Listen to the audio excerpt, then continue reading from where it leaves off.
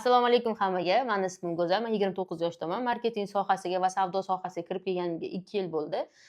Institutda o'qigan bo'lsam ham marketing sohasida, lekin hayotiy tajribam endi 2 yildan beri shu sohada ishlayotgan bo'lsam, eng katta bilimim, eng katta tajribamni olgan kitobim haqida bugun sizlarga man tavsiya beraman va o'sha kitob haqida tushuntirib o'taman.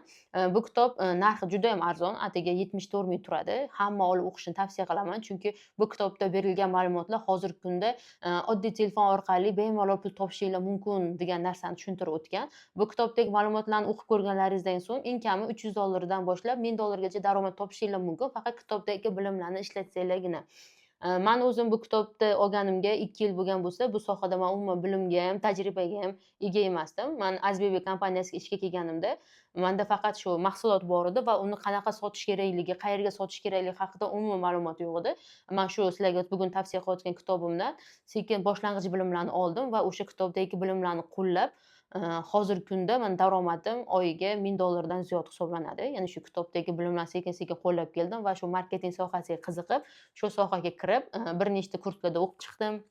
O'zbekistondagi eng taniqli marketologlarning kurslarida o'qidim va ularning ham asosiy bilimi, sizga beradigan kurslarda bilimi mana shu kitobdan olinganligini keyin tushunib yetdim.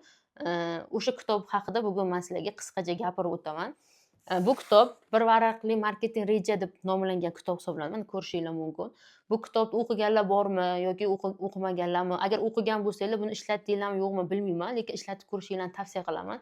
Chunki bu kitobni boshidan boshlab oxirigacha o'sha Instagram orqali, ijtimoiy tarmoqlar orqali yoki savdo orqali qanday daromadga chiqish haqida gapirib o'tilgan. Bu kitobdagi bilimlarni ishlatsanglar, har bitta tadbirkor sizga eng kami $500 dan boshlab $1000 gacha oylik berishga tayyor. Chunki men o'zim real hayotda bu narsani ko'rganman. Men o'zim bu kitobni o'qish boshlaganimda eng kami $300 ga shu sohaga, masalan, savdo sohasiga, ya'ni savdo menejerligi orqali ishga kirganman, sotishni boshlaganman shu kitobdagi bilimlar orqali. O'sha uchun men sizlarga bu kitobni tavsiya qilaman. Bu yoqda o'sha marketing, ya'ni sotuv haqida hamma bilimlar kiritilgan, ya'ni dunyodagi mutaxassislar o'zini fikrini yozib qoldirgan va ishlaydigan keyslar qo'yilgan bu yoqda. Shuni hammasini ishlatsanglar bo'ladi, ya'ni savdoda. U uchun sizlar bu kitobni olib o'qib chiqqanlaringizdan so'ng bitta yaxshi sifatli mahsulot tanlanglarda va bu kitobni bilimdagi qo'llanglar. Chunki hozirgi kunda ijtimoiy tarmoqlar orqali bemalol oyiga $1000 dan 2000, 3000, $10,000 gacha topish mumkin. Sizlar ya'ni Vayner bo'lishlari shart emas yoki bloger bo'lishlari shart emas. Bitta sifatli mahsulot olasizlar va uni Instagram orqali o'sha sifatli mahsulotni insonlar uchun qanday foydali tomonlari borligi haqida gapirasizlarda va unga o'sha target deyishadi yoki Instagramni o'zida Reelsda topga chiqarish deyiladi. Shu orqali sotishni boshlaysizlar.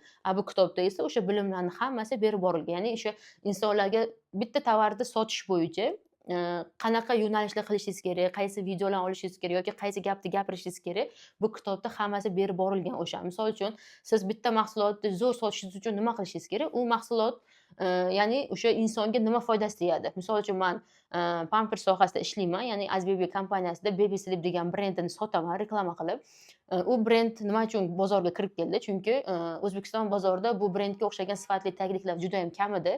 Bu brend gipoallergenik hisoblangan, ya'ni o'sha bolalarga allergiya bermagan, havo o'tkazgan va bolani tagini quruq holda saqlagan. Xuddi shu 3 ta sifatda boshqa brendlarda yo'qligini men topganman. Ya'ni o'sha brend yaratgan inson bilan gaplashib ko'rib, buni qanaqa xislatlari borligini bilib, xuddi shu xislatlarni men o'sha farzandi allergiyadan qiynalayotgan, farzandiga nima deydi, sifatli taglik topishni bilmagan onalarga men xuddi shu taglikni yetkazib bera olganman. Ya'ni shu reklamalar orqali, ya'ni shu kitobda yozilgan ma'lumotlar orqali. Ya'ni o'sha onalarning og'rig'ini topganman va shu taglikka o'sha onalarning og'rig'iga davo bo'ladigan qilib reklama olganman-da, o'sha taglik tavsiya qilganman. Lekin hozir 2 yil bo'lgan bo'lsa, shu taglik sotayotganimga 2 yil ichida umuman yomon fikr eshitmaganman. Chunki kim olgan bo'lsa ham, kim ishlatgan bo'lsa ham juda ham iliq fikr berishgan. Shu sabab bu video nima uchun men sizlarga qilyapman? Bu video shu kitob tavsiya qilganim. Agar siz hozir qo'shimcha daromad topmoqchi bo'lsangiz yoki nima ish qilishni bilmayotgan bo'lsangiz, shu kitob bitta o'qib chiqinglar. O'sha kitobni o'qish jarayonlaringizda o'zi sizlarga ilhom keladi yoki nima ish qilish kerakligicha fikr keladi. O'sha fikrni yozib qo'yiladi, o'sha zahoti o'zi qo'llashni boshlanglar. Shunda bu kitob sizlarga juda ham foydali bo'ladi. Bu kitob o'qib bo'lganlaringizni, tugatganlaringizda men aniq bilaman, eng kami $300 dan $1000 daromadga chiqasizlar. E'tiboringlar uchun rahmat. Foydali videolarni kuzatib borish uchun men yaqinda boshladim YouTube sahifamni. Obuna bo'lishni unutmanglar. Qo'llab-quvvatlaysiz degan umiddaman. Rahmat kattakon.